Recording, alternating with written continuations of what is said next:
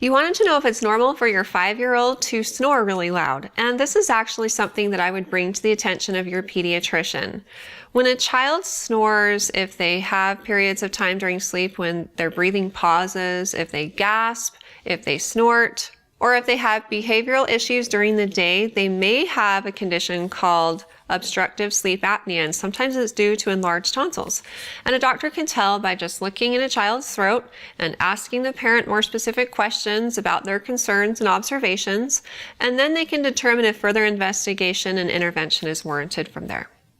If you have more questions in the future for me, feel free to ask them on our Intermountain Moms Facebook and Instagram pages, and recommend us to your friends and family too.